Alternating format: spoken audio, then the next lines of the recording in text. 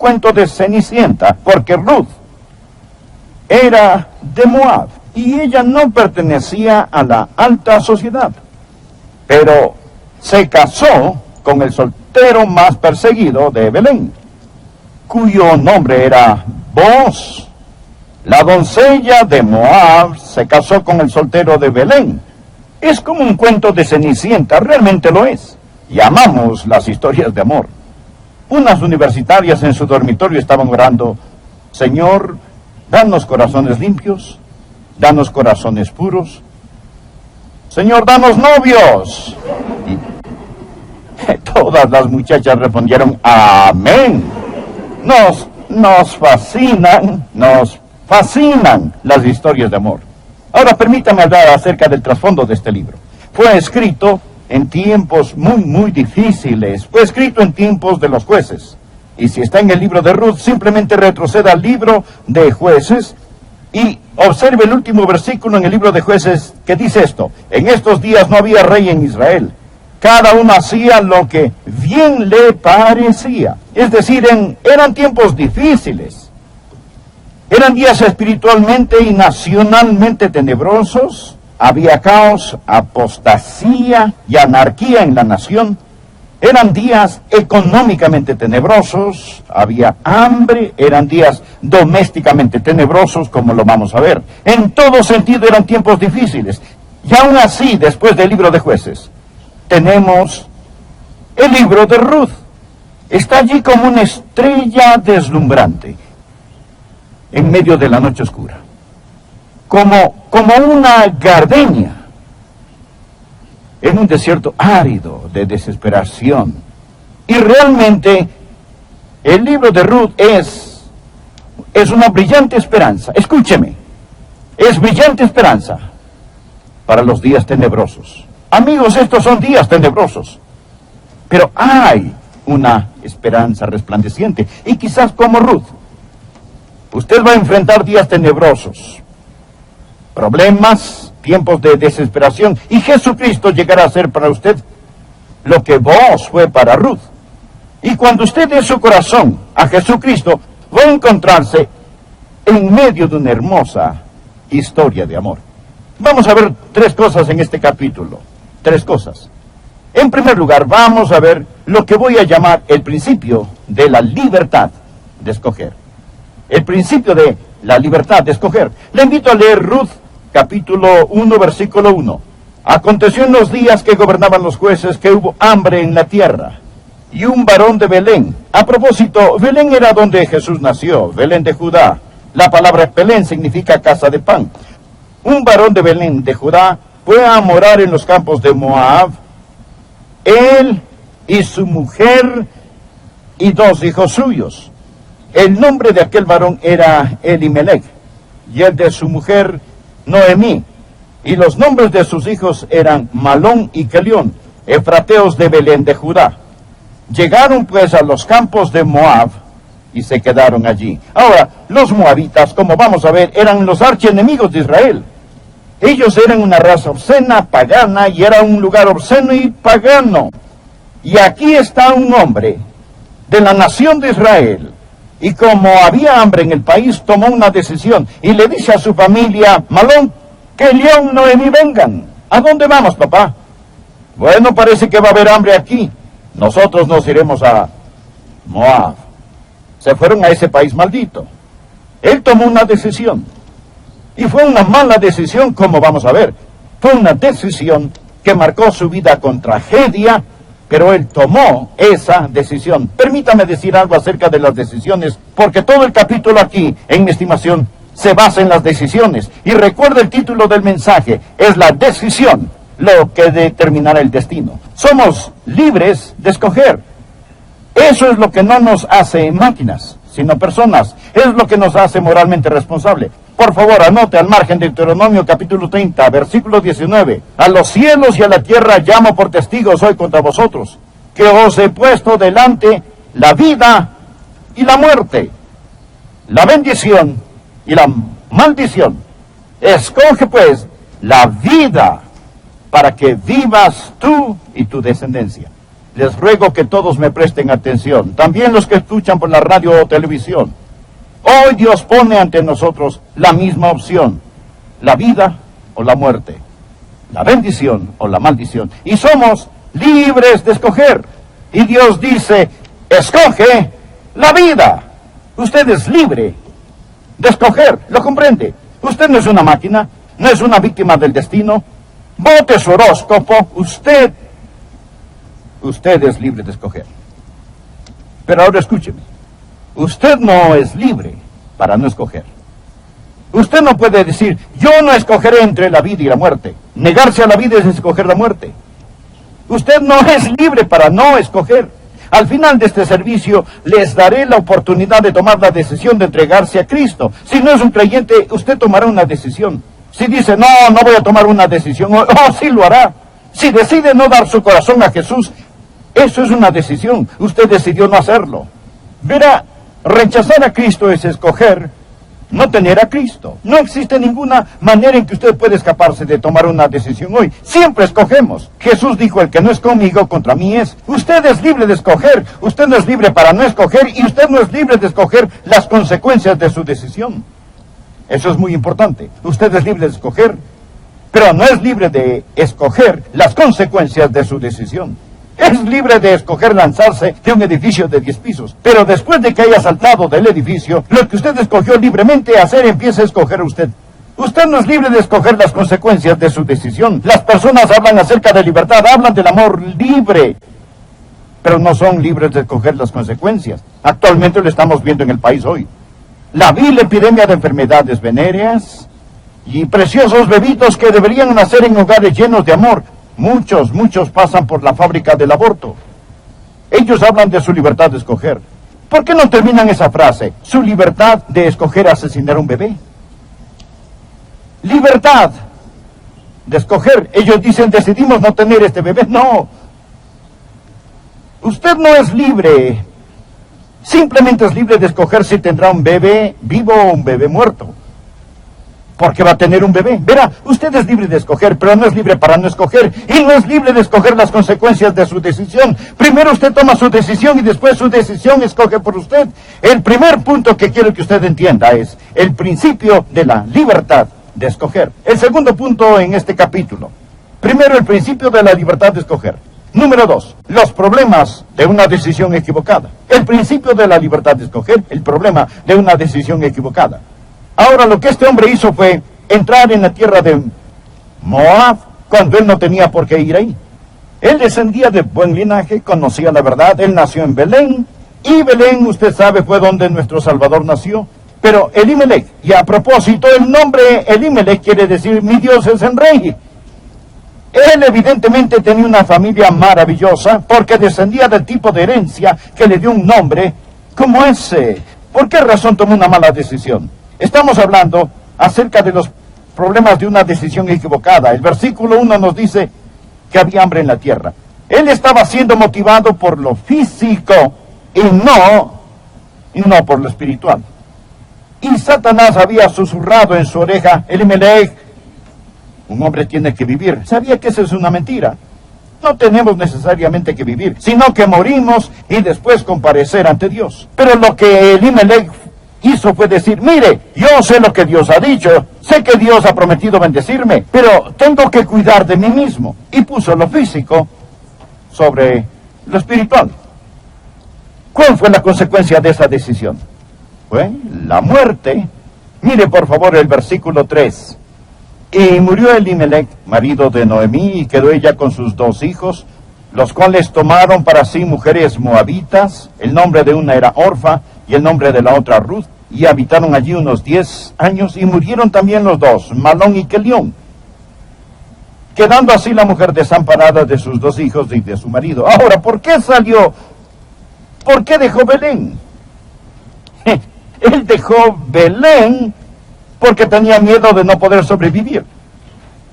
Y él dejó la casa de pan y entró en el territorio del diablo. Elimelech tuvo la motivación equivocada, el método equivocado, y llega ya. ¿Y qué le pasa? Se muere. ¿Y qué le pasó a sus muchachos por los cuales tanto se preocupó? murieron. ¿Sabe lo que esto me dice, amigo?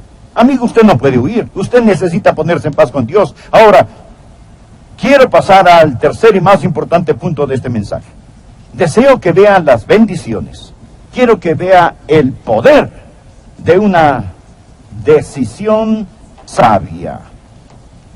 Por favor, empecemos en el versículo 7. Salió pues del lugar donde había estado, está hablando de Noemí, y con ella sus 2 nueras, y comenzaron a caminar para volverse a la tierra de Judá. Y Noemí dijo a sus 2 nueras, andad, volveos cada una a la casa de su madre.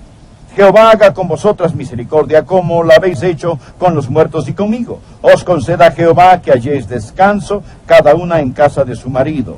La palabra descanso en hebreo literalmente significa seguridad, provisión. Luego las besó, y ellas alzaron su voz y lloraron.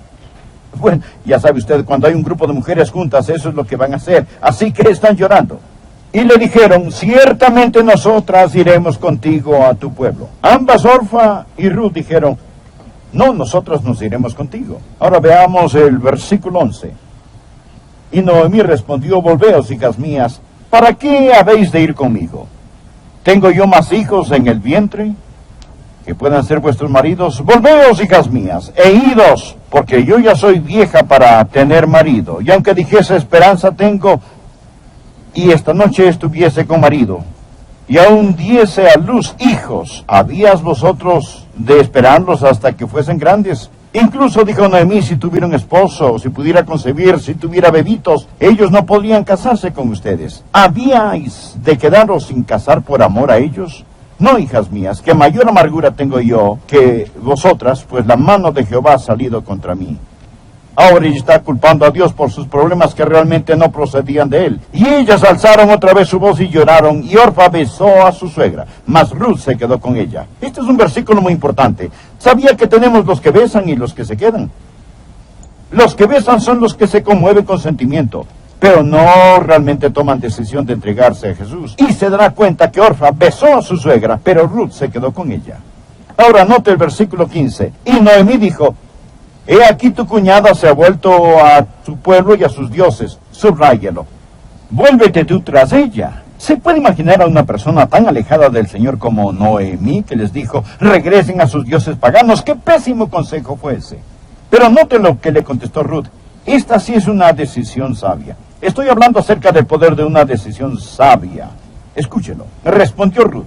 Este es uno de los pasajes más hermosos en toda la Biblia. Si no lo tiene subrayado en su Biblia, hágalo. Respondió Ruth, no me ruegues que te deje y me aparte de ti, porque a donde quiera que tú fueres, iré yo. Y a donde quiera que vivieres, viviré. Tu pueblo será mi pueblo. Ahora presta atención, aquí está la clave de todo esto. Y tu Dios, mi Dios. Ahora recuerde que Ruth era una pagana. Ella era una mujer de Moab. Y aquí está diciendo que el Dios de Israel será su Dios. Y luego añade, donde tú murieres, moriré yo. Y allí seré sepultada. Así me haga Jehová. Y aún me añada que solo la muerte hará separación entre nosotras dos. Y viendo Noemí que estaba tan resuelta a ir con ella, no dijo más. Esta fue una decisión que determinó el destino. Cuando Ruth dijo lo que dijo, cambió su vida. Y escuche, no solo cambió su vida, sino que cambió la mía. ¿Sabía que Ruth, esta muchacha pagana, llegó a ser un antepasado del Señor Jesucristo, de acuerdo a la carne? Ella se emparentó con la línea real y, según la carne, ella llegó a ser parte de la casa de David. Ella tenía tanto en su contra. Tenía una vida maldita. La Biblia enseña que había una maldición sobre ella. Deuteronomio 23, versículo 3. No entrará amonita ni moabita en la congregación de Jehová, ni hasta la 10ª generación de ellos. No entrarán en la congregación de Jehová para siempre. La ley dice, déjenla afuera. No es digna. Tenía una vida maldita.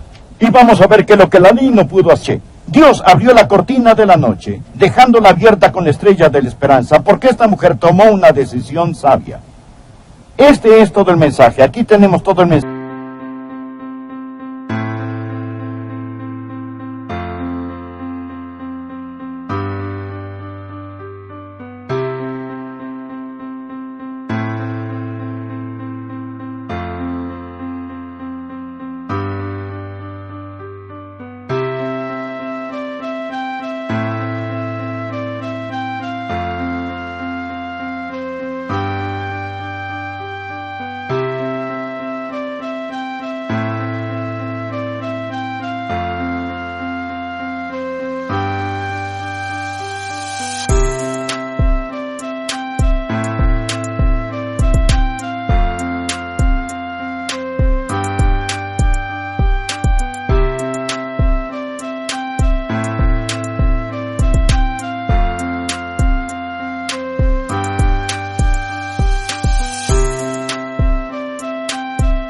mensaje. Espero que lo entienda, espero que lo capte. Hoy estamos hablando acerca de la decisión.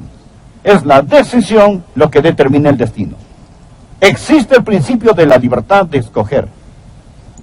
Usted es libre de escoger, pero usted no es libre para no escoger. Y usted no es libre para escoger las consecuencias de su decisión. Elimelech tuvo libertad de escoger. También existe el principio de una decisión equivocada. Aquí tenemos a Elimelech. Él escogió con el motivo equivocado, el físico, en lugar del espiritual. Él escogió con el método equivocado, él andaba por la vista en lugar de andar por fe. Se fue y empezó a vivir al amo equivocado, se fue al territorio enemigo. Pero luego tenemos aquí a Ruth. Ella tenía tanto en su contra. Más sin embargo escogió y dijo, yo estoy determinada que el Dios de Israel será mi Dios. Y él hizo para ella nuevas todas las cosas. ¿Sabe lo que pasó? La doncella de Moab, como vamos a ver en el capítulo 2, se casa con el soltero codiciado de Belén. Ella llega a ser un antepasado del Señor Jesucristo y tiene todo un libro en la Biblia escrito acerca de ella, porque toma una decisión sabia. ¿Alguna vez ha decidido entregarse a Jesús? Yo estaba sentado en la iglesia bautista Northwood, sentado aquí. Mi papá estaba acá. Estábamos en una reunión de avivamiento, en nuestra iglesia. Yo nunca había ido a una iglesia. Quizá visité una o dos veces, pero alguien invitó a mis padres a una reunión de avivamiento. Ahora yo nunca fumé marihuana, o he sido adicto a las drogas, o algo así, ni cometí inmoralidad sexual. Pero yo sabía lo que era decir mentiras y tomar el nombre de Dios en vano, y tomar cosas que no me pertenecían, hacer trampa en la escuela, me metí en peleas callejeras. Necesitaba ser salvo, se lo garantizo. Mi papá estaba sentado aquí. No podía creerlo. Ahí iba mi papá. Yo amaba a mi papá, lo respetaba, él fue un gran hombre, pero no conocía a Jesús. Pero cuando mi papá se levantó, fue como si me clavaran una daga en el corazón. Y pensé, bueno, si mi papá necesita salvarse, ciertamente yo también lo necesito. Y también pasé adelante, detrás de mi papá. Dijeron, miren, ahí viene Adrián. Y nos alegramos de verlo pasar. Ellos me conocían, vivíamos en un barrio pequeño, era una iglesia pequeña, me conocían, sabían toda la historia. Me senté en la primera fila en la iglesia bautista Northwood, en ese pequeño santuario. Este era solo del tamaño de una pequeña sección de este auditorio. Y sentado al frente me hicieron unas preguntas y respondí afirmativamente. Francamente no sabía mucho, solo estaba dando todo lo que conocía de mí a todo lo que conocía de Jesús. Pero fue suficiente. He aprendido mucho más, me he arrepentido mucho más después de salvarme que cuando me salvé. Pero ¿sabe qué? Entregué mi corazón a Jesucristo. No hace muchos años regresé a esa pequeña iglesia y encontré al portero y le dije,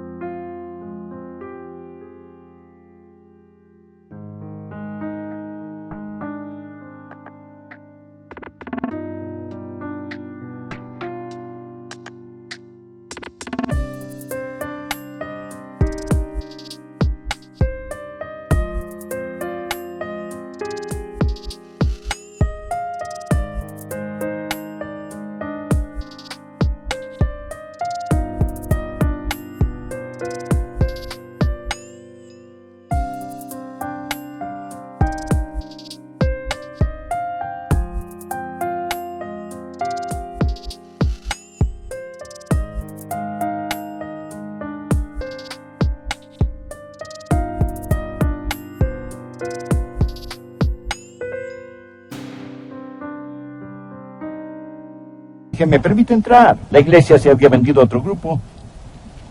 Yo dije, ¿me permite entrar? Deseo estar solo. Entré a ese pequeño santuario. Ahora era un comedor. Ellos habían construido un santuario más grande. Pero entré allí y encontré el lugar. Ese mismo lugar. Quería estar solo. Y me arrodillé y le di gracias al Señor por su gracia.